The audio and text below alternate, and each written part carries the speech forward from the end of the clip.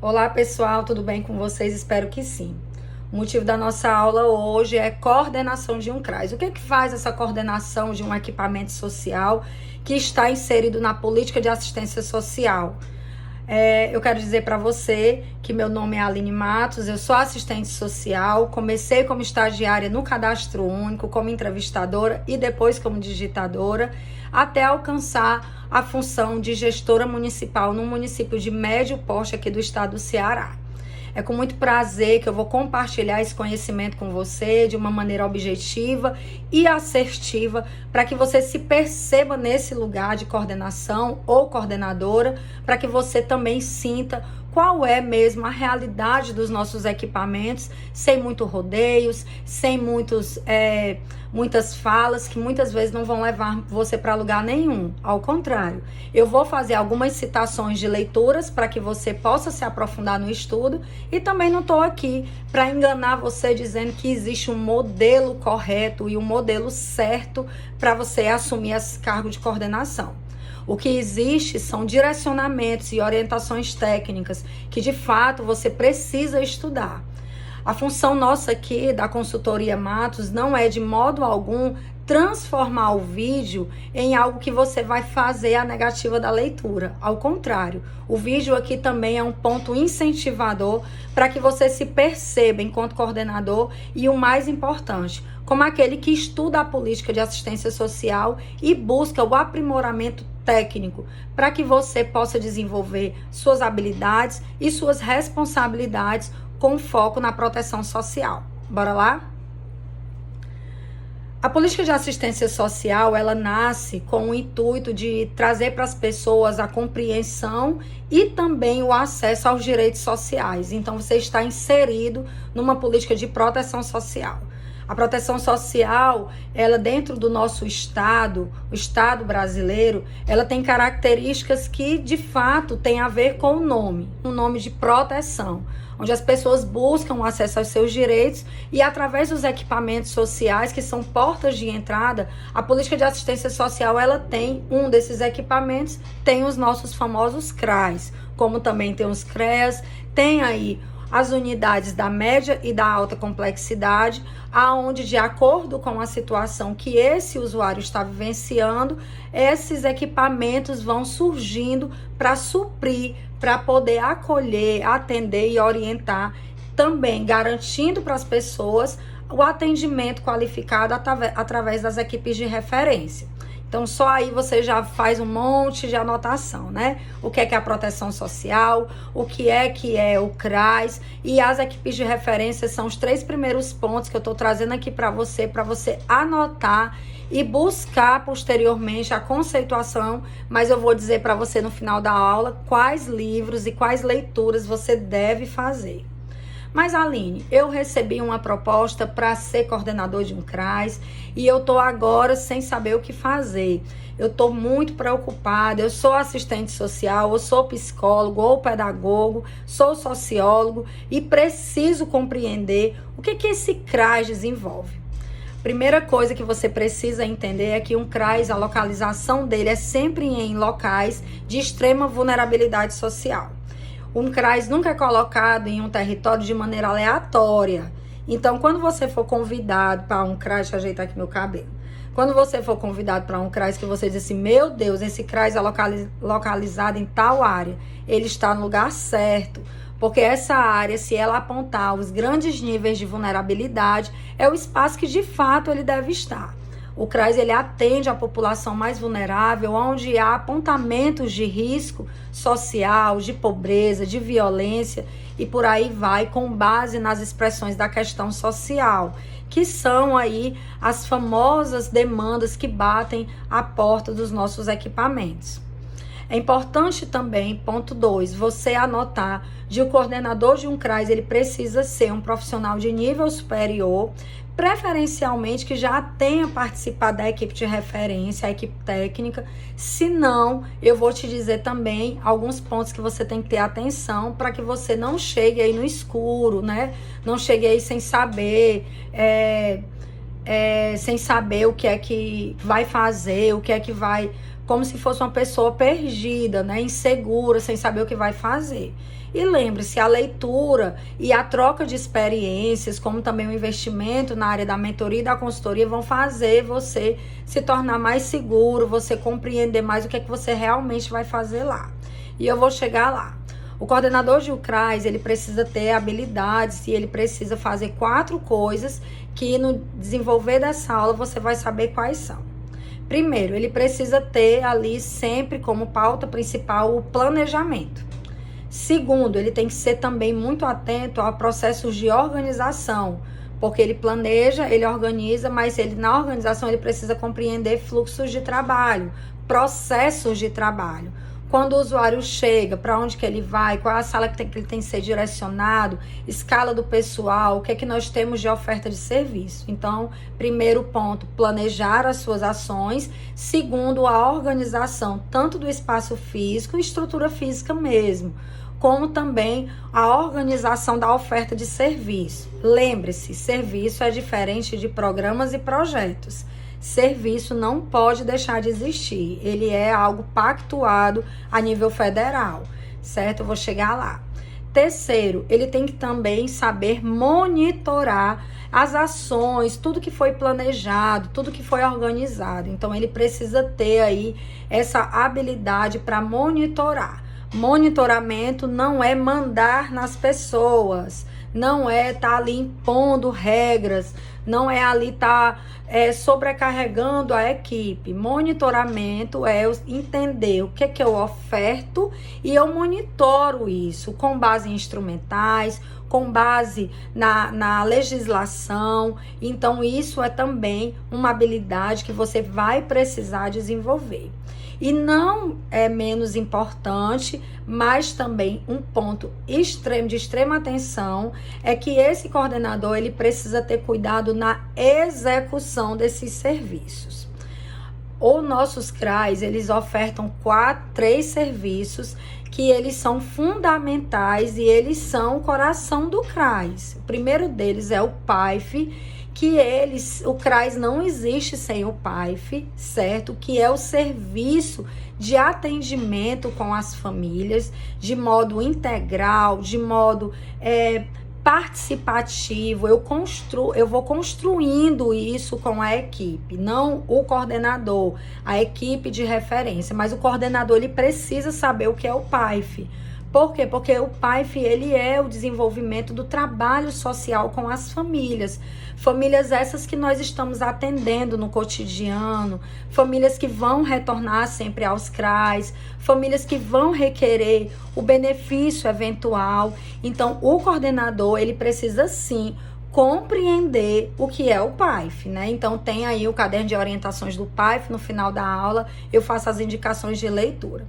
Temos também, com segunda oferta de serviço, o serviço de convivência e fortalecimento de vínculos, que ele vai trabalhar todas as faixas etárias, desde a infância até a pessoa idosa. Então, ali é uma oferta de serviço, ela é complementar ao PAIF.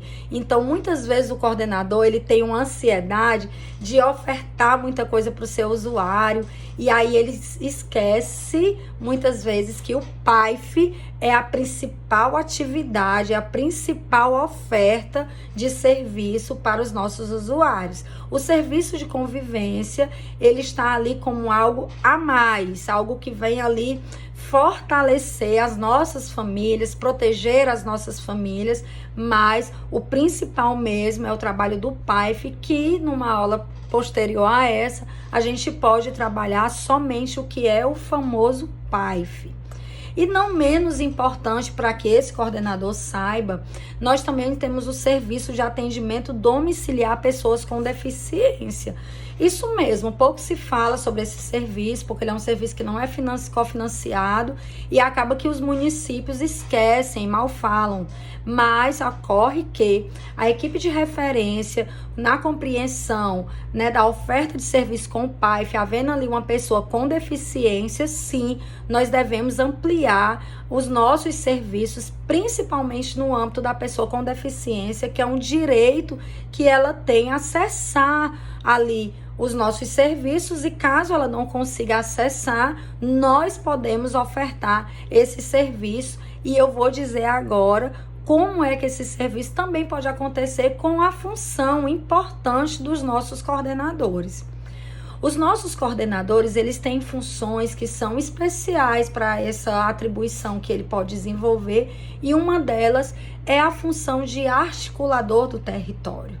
Então, o nosso coordenador, ele é essa figura que ele se articula com a rede socioassistencial. Comece aí a anotar, né? Ele já fez aí a organização, ele já pensou no planejamento, ele já entendeu o que é monitorar, ele já entendeu o que é que a equipe dele tem que executar, e agora ele vai fortalecer essa rede com os atendimentos, não que ele faz, mas sabendo quantas famílias são atendidas, quantas famílias são BPC, quantas famílias são público prioritário, e a partir desse monitoramento dos indicadores que ele precisa acessar através do RMA, anote aí, ele vai fazer o quê? Ele vai começar a se articular na rede.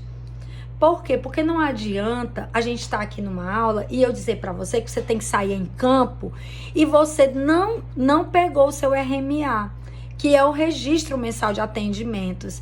Então não adianta o coordenador sair correndo, querendo fechar parceria, querendo lotar o CRAS, porque eu sei que tem uma ansiedade no projeto, no programa, mas não adianta ele fazer tudo isso sem ele conhecer.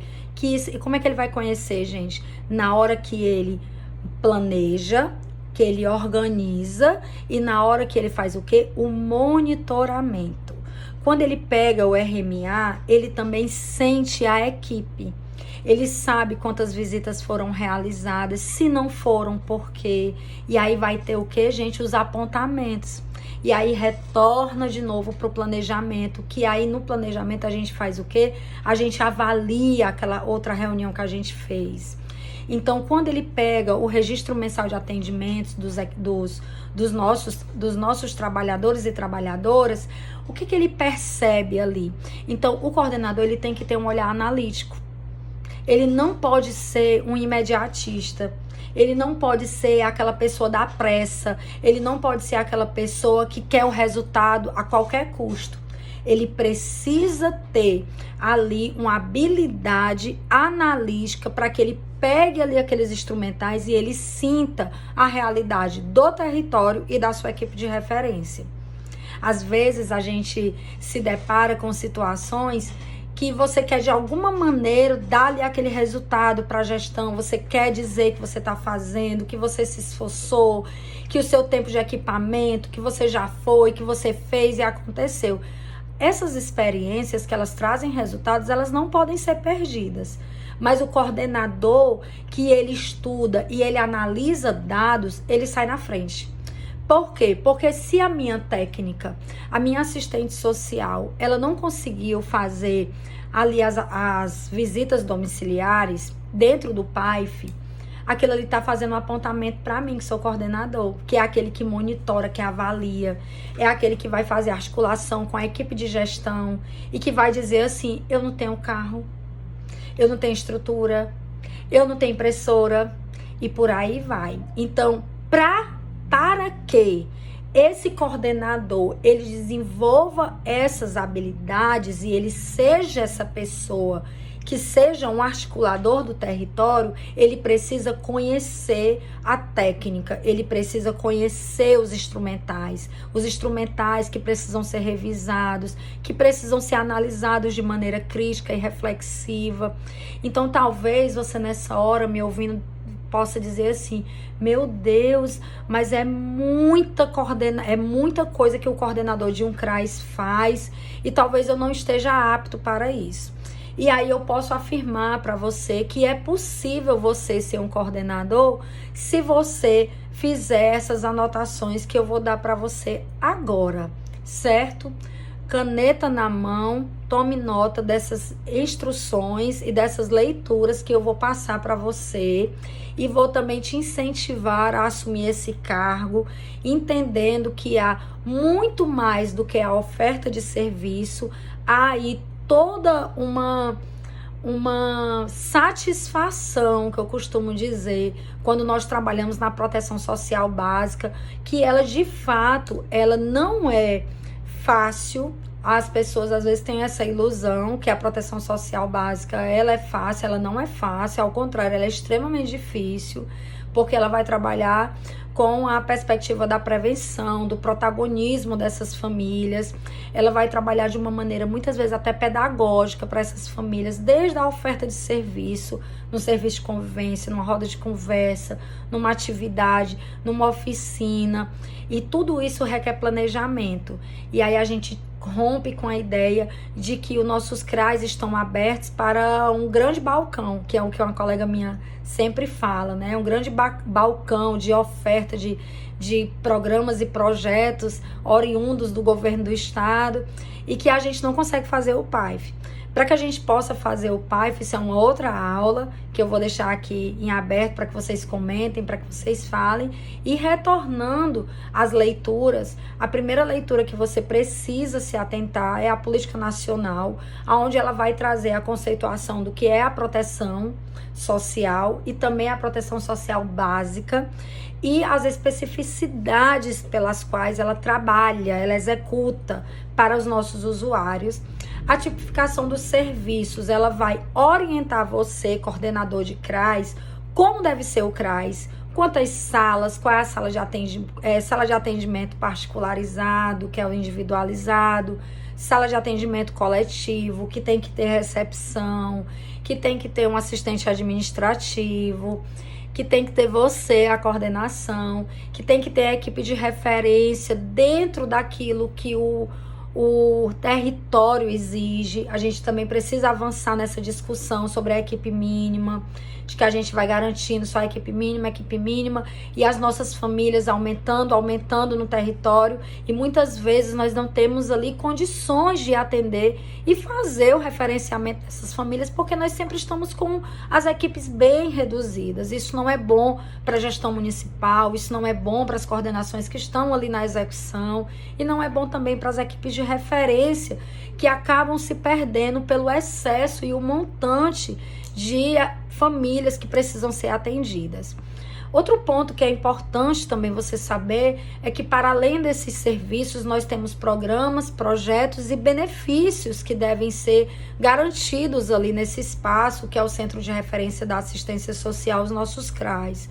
Como benefício eventual, que eles estão ali previstos em lei municipal e lei federal, que é o direito à alimentação, que é através da nossa cesta básica, ou por pecúnia, que é ali a urna funerária, e também o natalidade, né, para as mães aí que vão parir os seus filhos e não dispõem de bem material para a compra, né, dos primeiros cuidados que tem que ter com o bebê. Então, o Estado, o município deve garantir para essas mulheres o acesso ao kit natalidade e a alimentação, que é também um grande gargalo que bate muito ali aos nossos CRAs. Você, coordenador, por vezes vai se perceber nesse processo. Muitas vezes o município não oferta a cesta básica, não licitou, e aí tem a negativa do direito à alimentação. Então são situações que o coordenador de um CRAS, ele precisa estar preparado não para a negativa. Entenda, ele deve estar preparado para articulação. Então, esses benefícios eventuais sendo solicitados, esse coordenador precisa compreender que benefícios são esses, que direitos são esses garantidos pela política de assistência social e como deve ser feita essa articulação junto à gestão. E não dar negativa para o usuário, mas sim buscar uma articulação que traga esse resultado, que é o direito e o acesso desse usuário.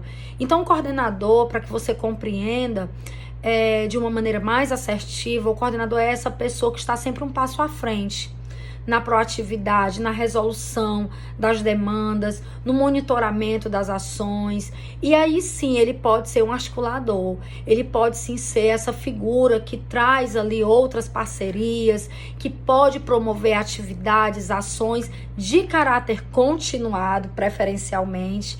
Então, nós temos aí pessoas que podem desenvolver potenciais e habilidades, mas que nenhuma delas elas vão surgir do nada. Ao contrário, o coordenador, ele vai precisar estudar, ele vai precisar se debruçar sobre a política de assistência social e, principalmente, precisar fazer muitos momentos de troca com essa equipe que ele vai estar liderando. E aí eu vou finalizando essa aula dizendo para você que é importante que também haja um investimento sobre gestão de pessoas. Liderar pessoas é o papel do coordenador, ele vai se deparar com algumas tensões e é importante que ele entenda, ele se veja também como trabalhador do SUAS. Às vezes, o passo que é mal dado é quando ele não se percebe enquanto equipe de referência, ele é essa figura que lidera, ele é essa figura que vai monitorar, mas ele é essa figura também de construção para uma política de assistência social forte, que tem como objetivo garantir os direitos da população mais vulnerável.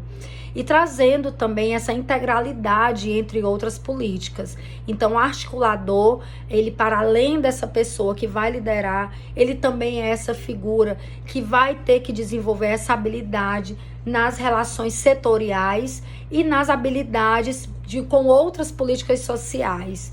Eu posso te trazer aqui um exemplo de você levar a política de saúde, a política do meio ambiente, a política de segurança pública e demais outras políticas para dentro dos nossos CRAs, para que os nossos usuários eles se percebam enquanto pessoas que devem ali acessar os seus direitos, através da educação, através da leitura, através das rodas de conversa, através de um atendimento particularizado, com qualidade, com uma escuta ativa. Falta muito, às vezes, de nós técnicos, essa escuta mais atenciosa aos nossos usuários. Falta muitas vezes de nós, enquanto equipe de referência, compreender o que é uma equipe multi, o que é essa equipe interdisciplinar que atua dentro dos nossos CRAs. O coordenador é essa figura que ele se apropria do que é a proteção social, compreende o que é a utilidade desse CRAS e profundamente compreende a oferta de serviços, para que através dessa compreensão ele possa de fato monitorar e construir com a sua equipe uma oferta de serviços qualificada, onde os nossos usuários cheguem nos nossos espaços que são ali públicos e se sintam-se pertencentes a esse espaço, sintam-se pessoas que tiveram vivências ali. Vou compartilhar algo com vocês para finalizar nossa aula. Até pouco tempo eu dei uma assessoria para um gestor que ele foi usuário da política de assistência social e hoje está como gestor municipal.